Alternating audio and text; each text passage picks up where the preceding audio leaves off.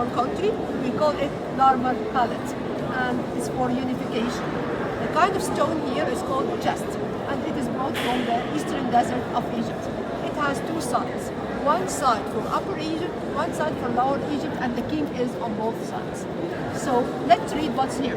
First of all, on both sides, you can see lady or female head with the two horns of a cow.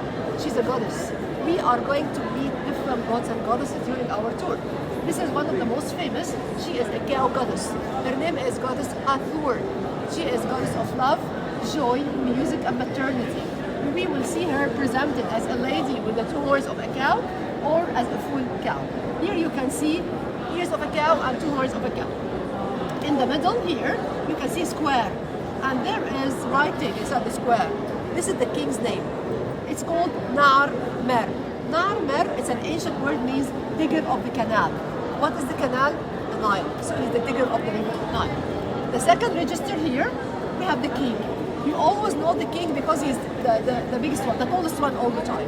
So this is King Narmer, and then he is presented as a king. How do you know that this is a king? The crown, first thing. This is the crown of Upper Egypt, the south. We call it the white crown. So this is the crown. Then the beards. Beards are always for the kings or the gods. So the king here is wearing a beard. And by the way, all the beards are fake. They are fake. Kings are shaved all the time, and the beards are attached to the ears by straps. And then he is wearing the skirt, royal skirt. Then you can see something like a tail coming from the back. This is always the kings always have it for a reason. The king has a title. The king is called the strong ox or the strong bull, because bulls used to be worshipped at their time. The king sometimes presented as a full animal, as a bull. So he is the strong bull who is ruling Egypt. He is holding a mace head with one hand and the enemy from the other hand. Look at the enemies. He is holding the enemy from the hair. When you hold someone, even in our modern time from here, it's kind of humiliation. So he is humiliating the enemies here. Then in front of him you can see a falcon. This is another god. Horus, remember this name. Horus the falcon. We will see him everywhere. He is there because the king is fighting, controlling the enemies. He is a warrior god. That's why whenever the king is fighting, he is there. Then he is holding the enemies again from the nose. Behind the king there is a short man. This man is responsible to purify or clean the king's feet and the sandals. He's holding one jar in one hand, the sandals of the king on the other hand. And the jar has purification liquid to clean the feet and the sandals all the time. The last register, you can see two enemies. They are running away. How do you know the enemies? They are always scared. Egyptians didn't used to have long hair. Egyptians used to have always hair wigs. So these are enemies from Asia. Could be Syria, could be Palestine, could be Libya. They are always with long hair. And they are running away from Egypt. Look at their faces, scared, making sure that no one is following them. So they are leaving the country. So no more enemies in Egypt. Let's have a look on the other side.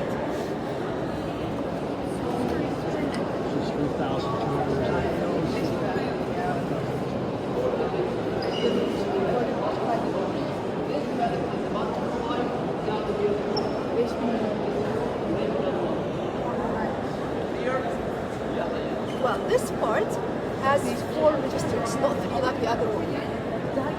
The first one on the top is repeated, the same goddess Hathor with the king's name. The second one, from the left-hand side, you can see the short man cleaning the king's feet and the sandal. Then the king, look at the king's head.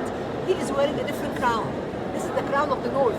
This is called the red crown. So he is ruling north and south. Sometimes the king is presented, when you see other kings, they put the 2 crowns inside each other. And we call it the double crown. Then in front of the king there is a short man. This short man is the vizier or the prime minister of the king.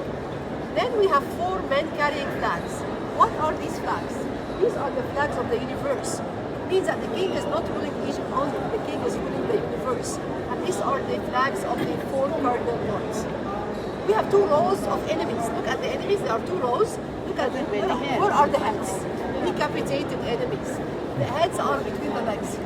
So they are punished here by the king. The third register, you can see 2 animals, magical animals. You cannot tell. Lions, jackals, it's not clear, but they are being controlled by two people here, and maybe they are the enemies. There is no exact theory about it. Could be the enemies, could be Upper and Lower Egypt being controlled, no more conflicts, we are not sure. The last one, you can see the bull. This is the king. The king is presented as this strong bull. And look at his horns, he is destroying the castle of the enemies by his horns, and the enemy is under the feet. So he's controlling everything. This is very early, that's why there is no writing here. Egyptians, by the way, used to be, they were not very well educated. The educated people, they are the kings, the priests, just different level of people. But others are not educated. How they used to talk to the people? By figures like this. Even outside the temples, we see the same. When they see how the king is strong, what the king did, so they can, kings control the country through these figures and shapes. So this is what we call normal palette.